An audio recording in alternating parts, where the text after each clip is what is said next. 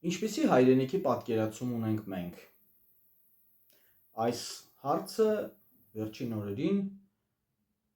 քննարկվող թեմա դարձավ, ինչպես խորհրդարանում, այնպես էլ հայերի տարբեր շերտերում։ Լավ է իհարկե, որ խորհրդարանում այդպիսի գաղափարական հարցեր են բարձրացվում եւ ողջունելի է, որ դա ընդդիմության կողմից է բարձրացվել։ Այդ մասին բավական այսպես հետաքրքիր խոսեց Ազգային ժողովի ուժեղ Հայաստան խմբակցության ղեկավար Նարեկ Կարապետյանը։ Մի շարք հարցերում համաձայն լինելով Նարեկի հետ ստիպված եմ արձագանքել մի քանի շատ մտահոգիչ մտքերի առումով։ Մի կողմ թողնենք, որ քաղաքացիական պայմանագիրը ամեն տեսակ հիմարություն ասում է հայրենիքի մասին, ծաղրում է հայրենիքի գաղափարը, պատմական Հայաստանի եւ այլն։ Դրան մենք սովորենք, թեպետ շատ վատ է, որ սովորենք, բայց դա մեզ համար կարծես սովորական է դարձել, որ Հայաստանի կառավարությունը, Հայաստանի իշխանությունը պետք է ուրանա հայրենիքը եւ ծաղրի այն ամենը, ինչը մենք կոչում ենք հայրենիք եւ հայրենասիրություն։ Բայց այ մտքեր կան, որոնք արտահայտվում են ընդդիմության կողմից եւ ինչ-որ առումով կարող են ջուր լցնել Հայաստանի թուրքական իշխանության ջրաղացին։ Հերթով անդրադառնանք այդ հարցերին։ Մասնավորապես հնչեց միտքը, թե գոյություն ունի հայրենիքի, այսպես ասենք, իշխանական եւ մաքսիմալիստական մոտեցում։ Իշխանական մոտեցումը ըստ Նարեկ Կարապետյանի այն է, այսպես ասենք, իրական Հայաստանի գաղափարն է, որ կա Հայաստանի Հանրապետություն եւ պետք է ամեն ինչ մոռանալ եւ կենտրոնանալ միայն այս փոքրիկ Հայաստանի 28000, 29000, այսպես, որտեղ մի մասն էլ Ադրբեջանը գրավել է այս փոքրիկ Հայաստանի վրա։ Մյուս մասը, մյուս տարբերակը, որը կոչվեց մաքսիմալիստական, այն է, որ մենք այո պիտի կենտրոնանանք այս փոքրիկ Հայաստանի Հանրապետության վրա, բայց պատմական Հայաստանը ունենանք որպես նպատակ։ Այստեղ շատ կարևոր մի նկատառում։ Սիրելի հայրենակիցներ եւ սիրելի Նարեկ, դա ամենևին մաքսիմալիստական չի։ Մաքսիմալիստականը ծովից ծով Հայաստանն է։ Մաքսիմալիզմ, այսինքն առավելապաշտություն։ Կան մարդիկ, չէ՞ որ ասում են, մենք Տիգրան Մեծի ժամանակ ունեցել ենք ծովից ծով Հայաստան եւ պիտի մի օր գա դա վերադարձնենք։ Այս սա մաքսիմալիստական եւ անիրատեսական է։ Նախ, որովհետեւ Տիգրան Մեծի ժամանակ մենք ունեցել ենք Հայաստանի պետության մեջ տարածքներ, որոնք ամենևին էլ հայկական չեն եղել, ի վերջո կայսրություն է եղել եւ հասել են գրեթե մինչեւ Հնդկաստան։ Պարզ է, որ սա անիրատեսական եւ անլուրջ է այսօրվա տեսանկյունից։ Իսկ այն, ինչը կոչվում է պահպանել, աչքի լույսի պես սիրել այսօրվա Հայաստանի Հանրապետությունը եւ պատմական Հայաստանը, արևմտյան Հայաստանը, Արարատը, Մուշը, Անին դարձնել նպատակ, դա ոչ թե մաքսիմալիզմ է, առավելապաշտություն է, դա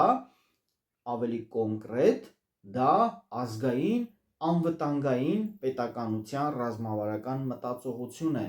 դա գալիքի տեսլական է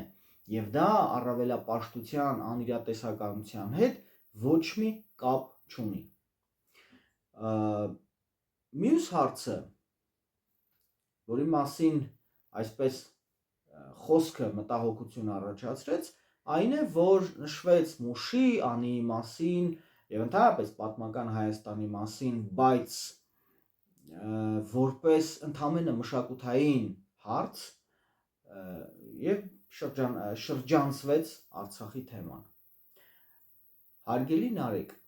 եւ հարգելի հայրենակիցներ, ովքեր համամիտ են այս մտքի հետ։ Արևմտյան Հայաստանը, Մուշը եւ մյուս տարածքները ամենևին էլ զուտ մշակութային հարց չեն։ Ես Նաիրի Հոխիկյանս արմատներով Ալաշկերտից եւ Մուշից եմ։ Իմ նախնիները 1829-30 թվականներին Ադրիանապոլսի հաշտության պայմանագրից հետո դուրս են եկել Արևմտյան Հայաստանից, Մուշից, Ալաշկերտից եւ եկել են Արևելյան Հայաստան, որտեղ իրենց համար, կյանքի համար ավելի ապահով պայմաններ են եղել։ Գիտեք, որ այդ ժամանակ Հայաստանը Ռուսաստանի կայսրության մեջ էր, իսկ Արևմտյան Հայաստանը Օսմանյան Թուրքիայի կազմում էր եւ այնտեղ ոչնչացնում, կոտորում էին հայերին։ Ես մշեցի եմ, ես ալաշկերտցի եմ, եւ ինձ համար մուշն ու ալաշկերտը ոչ միայն ազգային մշակույթի, ազգային ինքնության մաս են, այլև գալիքի նպատակ։ Եվ եթե ոչ ես, ապա իմ զավակները, իմ թոռները պիտի հասնեն մուշի վերադարձին, ալաշկերտի վերադարձին, Արարատ սարի վերադարձին։ Եվ այդ գործում իմ ներդրումը պիտի մեծ լինի։ Եթե նույնիսկ իմ կենթանության օրոք մենք չհասնենք դրան։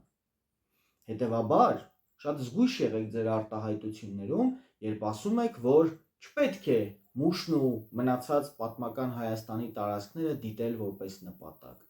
Այո, պետք է դիտել որպես նպատակ եւ երբեք չմոռանալ այդ մասին։ Երբեք չմոռանալ այն մասին, որ մենք պիտի մի օր հասնենք պատմական Հայաստանին տեր լինելու իրավունքին եւ իրականությանը։ Նույնքերպ եւ Արցախի առումով։ Ինչու՞ չի խոսվում Արցախի վերադարձի մասին։ Ինչ է նշանակում շրջանցել Արցախի թեման։ Վախենում եք խոսել Արցախի մասին։ Վախենում եք ասել, որ վաղ թե ուշ մենք պիտի նորից ազատագրենք Արցախը։ Թե դա քաղաքականապես այլևս ձեռնտու չէ։ Թե պետք է հիմա աշխարհին ցույց տալ, որ մենք, ինչպես եւ Նիկոլ Փաշինյանը, հրաժարվել ենք Արցախից։ Ոչ, սիրելի հայրենակիցներ, մենք չենք հրաժարվել Արցախից։ Արցախից հրաժարվել է միայն Հայաստանի կառավարությունը, այն էլ իր իսկ իշխանական շահերից ելնելով։ Արցախը չի կարող, ուղղակի չի կարող մոռացվել եւ չի կարող դուրս դրվել Հայաստանի հայ ազգի ազգային կենսունակ կենսական շահերից։ Եվ այո, Արցախը մենք կվերադարձնենք, ոչ թե Ադրբեջանի կազմում, այլ Հայաստանի Հանրապետության կազմում։ Եվ դատապարտված են բոլոր այն մարդիկ, ովքեր ուղղակի վախից, քաղաքական նպատակներից կամ այլ շահերից ելնելով ուրանում են հայրենիքը եւ հայրենիքի նկատմամբ նպատակները։ Հիմա մեկ ուրիշ մտահոգություն։ Մի քանի անգամ նշվեց, որ հայերը հայկական լեռնաշխարհում 2000 տարի ապրել են եւ այլն։ Ինչ 2000 տարի։ Այդ ինչ օտարածին թեզիսներ են շրջանառվում։ Եթե հայերը հայկական լեռնաշխարհում վերջին 2000 տարին են ապրում, ապա ովքեր են եղել, օրինակ Քրիստոսից առաջ երկրորդ դարում ապրած մարդիկ այստեղ։ Ասենք ով է եղել Տիգրան Մեծը։ Չէ՞ որ Տիգրան Մեծը ավելի քան 2000 տարի առաջ է եղել։ Ով է եղել Արտաշեսը։ Ովքեր են կառուցել Երևան քաղաքը Քրիստոսից առաջ 780-ական թվականներին։ Ովքեր են եղել Ուրարտուի թագավորության ղեկավարները, այնտեղ ապրողները։ Թե դա թուրքական թեզերի տարածումը։ Ով է եղել Հայկ Նահապետը Քրիստոսից առաջ 2492 թվականին։ Այդ ինչ անպատասխանատու հայտարարություն է 2000 տարվա մասին։ Երբ գիտնականները, պատմաբանները, այդ թվում նաև միջազգային, ոչ հայ, պնդում են, որ հայերը որպես էթնոս, որպես ժողովուրդ, որպես ազգ այստեղ ձևավորվել են ավելի քան 4000 տարի առաջ եւ այստեղ բնիկ այս տարածաշրջանում ոչ միայն հայկական լեռնաշխարհում, այսպես ասենք ժամանակակից մերձավոր արևելքում, Անդրկովկասում բնիկ 3 հիմնական ժողովուրդներից մեկն են հայերը, պարսիկների եւ վրացիների հետ միաժամանակ։ Եվ դա ավելի քան 4000 տարվա պատմություն է, եւ կանգնել խորհրդարանի ամբիոնից հայտարարել, թե հայերը այստեղ ապրում են վերջին 2000 տարին, կամ ունեն 2500 տարվա պետականություն։ Դա առնվազն ավելի կոպիտ արտահայտություն չեմ անում, դա առնվազն անպատասխանատու հայտարարություն է եւ թուրքական թեզերի կրկնություն։ Ինչու թուրքական։ Որովհետև թուրքերն են ասում, որ Ուրարտուն հայկական չի, Թուրքերն են ասում, որ հայերը այստեղ բնիկ չեն։ Իսկ եթե մենք այստեղ ընդամենը ըստ այս տարբերակի 2000 տարի ենք ապրում, ապա որտեղից ենք մենք եկել։ Զգույշ եղեք ձեր արտահայտությունների մեջ։ Շատ զգույշ եղեք։ Եվ ընդհանրապես հիշեք, որ ազգային ինքնության մեջ չի կարելի խաղալ թվերի եւ փաստերի հետ։ Հիշեք, որ Հայաստանը, հայ ժողովուրդը առնվազն 4518 տարի ապրում է այստեղ, այս տարածաշրջանում, այս լեռնաշխարհում, որ կոչվում է հայկական լեռնաշխարհ, Armenian Highlands։ Եվ ինչու եմ նշում առնվազն 4518 տարի, որովհետև ըստ Խորենացու, որը մեր պատմահայրն է, Հայկ Նահապետը հենց այդ ժամանակաշրջանում, որը հետագայում գիտնականների ուսումնասիրությամբ հաստատվեց, որ Քրիստոսից առաջ մոտավորապես 2492 թվականն է, 25-րդ դարը, Բաբելոնի աշտարակաշինություն եւ այլն։ Այդ ժամանակաշրջանից Հայկ Նահապետը կարողացավ միավորել մի քանի ցեղային միությունների, ցեղերի եւ նրանց միավորմամբ հիմք դնել հայ ժողովրդի, հայկական էթնոսի։ Չի կարելի կասկածի տակ դնել մեր պատմագրությունը, որովհետև երբ որ դուք սխալ թվեր եւ փաստեր եք ասում, դուք ջուր եք լցնում թուրքական ջրաղացին։ Չի կարելի։ Եվ հիշեք, այո, Արևմտյան Հայաստանը, այո, Մուշը, Սասունը, Ալաշկերտը, Անին, Արարատը, Կարսը, այս բոլորը մեր նպատակն են։ Եվ հրով լինի, սրով լինի, գրչով լինի, թե ինչով լինի, մենք հասնելու ենք դրան։ Իմ օրոք լինի, իմ կենդանության ժամանակ լինի, թե ինձնից հետո լինի, մենք հասնելու ենք դրան։ Եվ հասնելու ենք նրան, որ Հայաստանը շատ ավելի մեծ լինի, քան այսօր է։